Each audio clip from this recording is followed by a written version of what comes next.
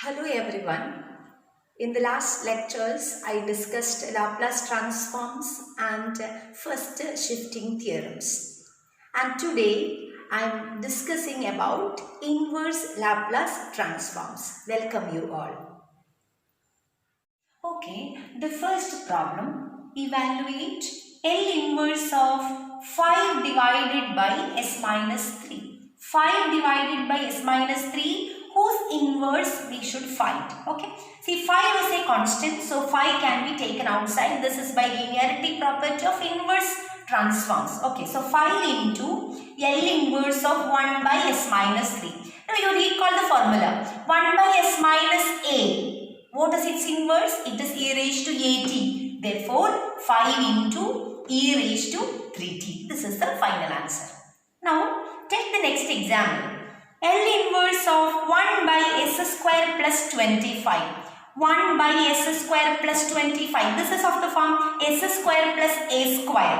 For s square plus a square, and if the numerator is 1, surely it is sine function. Okay. And what is the a value here? It is 5 square. So a is 5. So 1 by a sine 80 or 1 by 5 sine 5t in this case. Okay. Now look at the next example. L inverse of 1 by s raised to 4. 1 by s raised to n plus 1, isn't it? N plus 1. What is the value of n plus 1? It is 4. So in the result, you have to in the power of t 1 less. Okay, so this is t raised to 3 divided by its factorial. So t cube by 3 factorial. Okay, this is the final answer. Now look at the next question. Evaluate L inverse of 2 pi divided by s plus pi. See, s plus pi, there is no squares in the denominator, so surely it is the exponential function. So 2 pi can be taken outside. 1 by s plus pi, 1 by s minus a or 1 by s plus a. This is exponential, right? So the inverse is 2 pi into e raised to minus pi t. E raised to minus pi t. Okay. Now the last problem.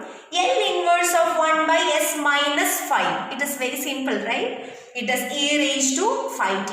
So we did this question by just applying the previous 7 results. Now question number 6.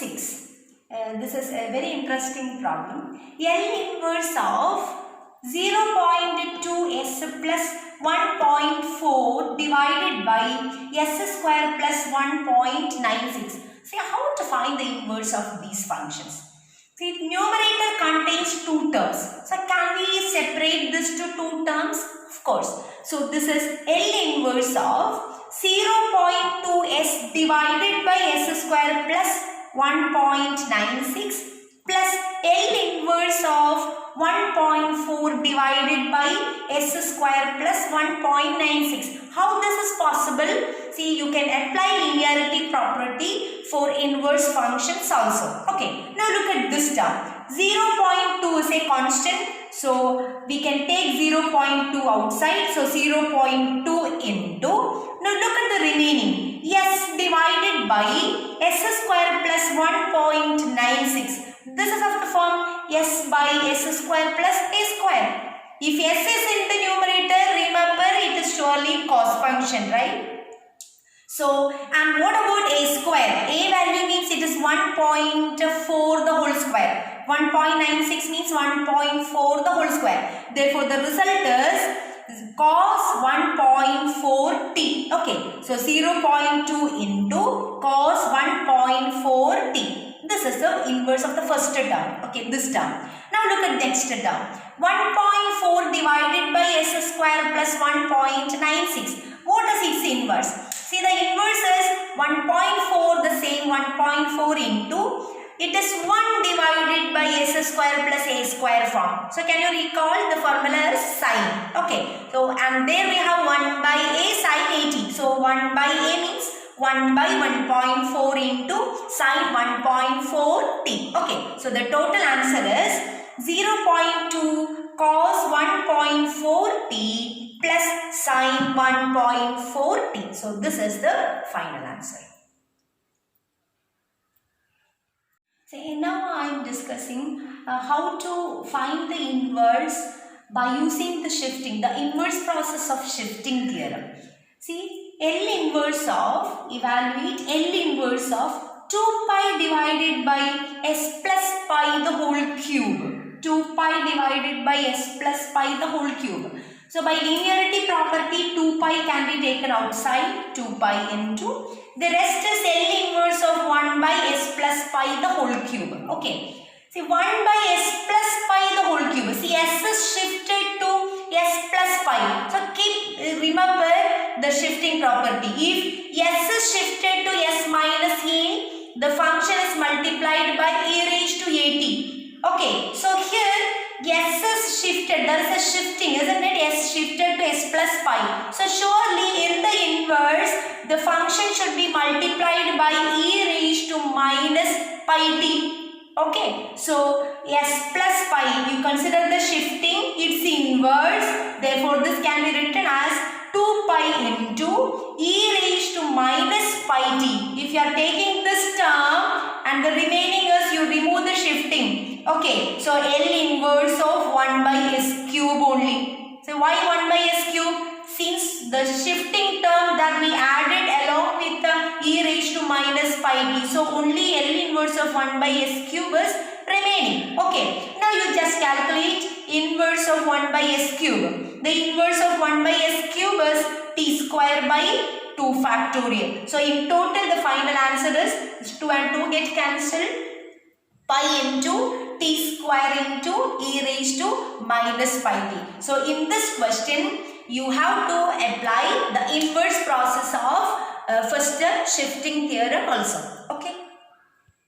Now the next question, evaluate L inverse of 6 by s plus 1 whole cube. 6 by s plus 1 whole cube. 6 is a constant, so we can take out 6. So 6 into L inverse of 1 by s plus 1 whole cube. 1 by s plus 1. See, the power of s is 1. S plus 1 the whole cube. Here we have power 3. Okay, so s is actually here, s is shifted to s plus 1. When s is shifted to s plus 1, in the function, it is multiplied by e raised to at. That means here, since s is shifted to s plus 1, it is multiplied by e raised to minus t. Okay, so 6 into e raised to minus t. So since we considered the shifting, write the remaining term. Okay, so remaining term is 1 by s cube only. Since we considered the shifting, we adjusted the shifting, the shifted term here. Okay, so it is 6 into e raised to minus t into 1 by s cube. What is its inverse? It is t square by 2 factorial. 2 factorial means 1 into 2. So 2 and 6 get cancelled. And the final answer is 3t square into e raised to minus t. This is the final answer. Now next question, evaluate L inverse of 90 divided by s plus root 3 the whole raised to 6. Singular question. So 90 can be taken outside. L inverse of 1 by s plus root 3 whole raised to 6. See, here s is shifted to s plus root 3. So the function is pre-multiplied by e raised to minus root 3 into t. So 90 e raised to minus root 3 t into, now you remove the shifting. So when you are removing the shifting, it is L inverse of 1 by s raised to 6. S plus root 3 reduces to s. So s raised to 6. Now L inverse of 1 by s raised to 6 is t raised to 5 divided by 5 factorial. So in total, the answer is 90 t raised to 5 e raised to minus root 3 t divided by 5 factorial. Now look at this question. Evaluate L inverse of minus s plus 11 divided by s square minus 2s minus 3. See, the denominator is a quadratic expression. So we have the inverse or the Laplace transform. When the quadratic expressions are in the denominator, it is of the form s square plus a square or s square minus a square only. Not in this form.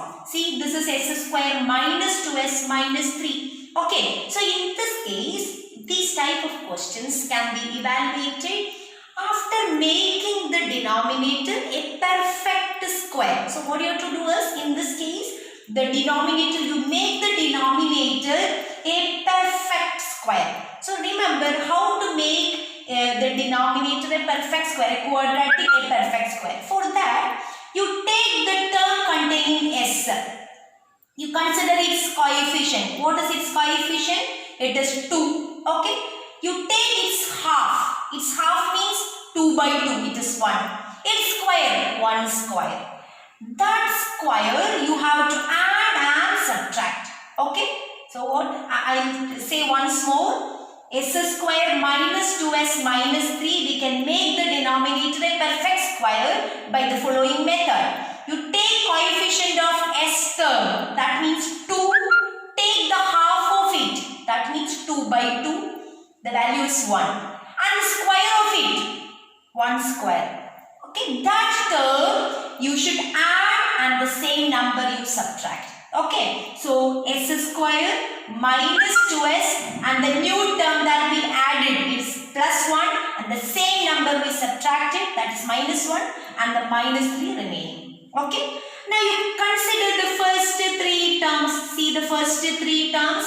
S square minus 2s plus 1. This is of the form a square minus 2ab plus b square. It is a minus b the whole square. Okay. So this becomes L inverse of minus s plus 11 divided by s minus 1 whole square minus 4. How this is minus 4? Minus 1 minus 3. This is minus 4. Now I am taking the negative sign outside. So L inverse of minus of s minus 11 divided by s minus 1 whole square minus 4. Okay.